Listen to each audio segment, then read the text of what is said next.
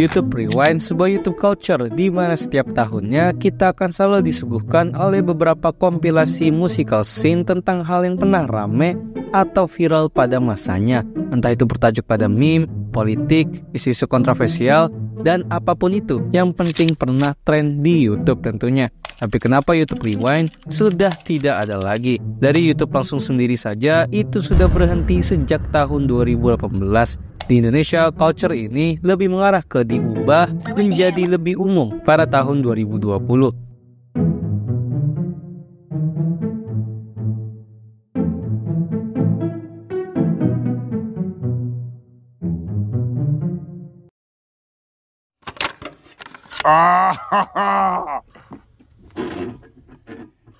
Oh, that's hot.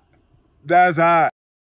Secara pengertian, sepertinya gue sudah tidak perlu lagi menjelaskan bagaimana YouTube Rewind ini bekerja. Tapi memang ketika YouTube Rewind ini pertama kali dibuat, lebih tepatnya pada tahun 2010, di mana pada saat itu alih-alih membuat rewind tentang hal-hal yang sedang tren di YouTube, YouTube lebih mengarah ke recap 50 video paling populer aja.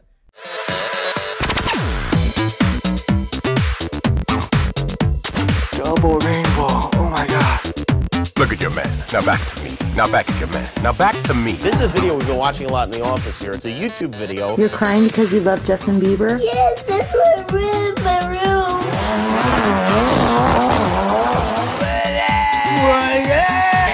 You don't have to come and confess.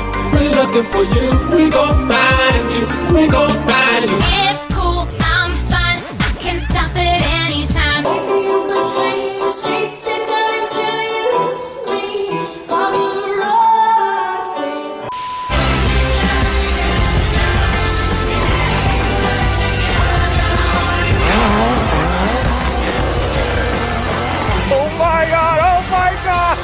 And what the kids don't know is Justin Bieber is backstage too. I saw you on the video. So cute. Dan akhirnya sejak saat itu, YouTube Rewind telah menjadi sebuah adat tahunan yang sangat ditunggu oleh para pengguna YouTube. Dilanjutkan ke tahun 2011, lalu tahun 2012 yang mana sering didambakan sebagai YouTube Rewind terbaik.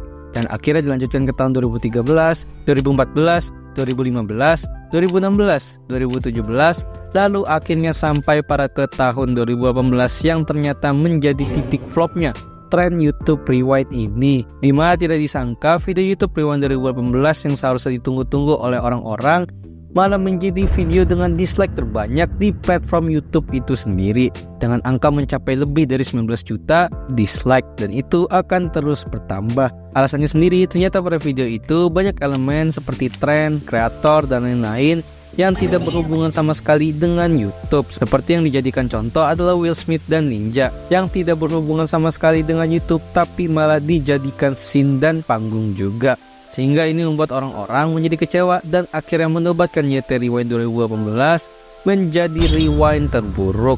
Lalu bagaimana dengan di Indonesia? Kita sendiri ternyata secara mandiri inisiatif membuat rewind juga pada tahun 2014, di mana videonya diupload pada channel Eka Gustiwana dan ia cukup viral pada masanya. Lalu akhirnya pada tahun berikutnya kita inisiatif lagi dengan YT Rewind Indonesia tahun 2015 dan juga berlanjut sampai ke tahun 2016, di mana banyak netizen yang mendambakan kalau inilah YouTube Rewind Indonesia yang terbaik. Tapi akhirnya sempat vakum selama 2 tahun lamanya dan akhirnya baru lanjut membuat Rewind 2018 yang cukup menjadi favorit juga meskipun mayoritasnya gamers. Tapi akhirnya pada tahun 2020 Rewind pertama kali diperkenalkan tanpa nama dan embel-embel YouTube. Dan alih-alih menjadikan YouTube sebagai trend center, Rewind 2020 berfokus pada hal-hal yang tren di platform manapun itu. Sehingga sedari inilah YouTube Rewind, mau itu di Indonesia ataupun luar negeri, sudah tidak ada lagi. Di kenapa YouTube Rewind sudah tidak ada lagi dan malah diubah.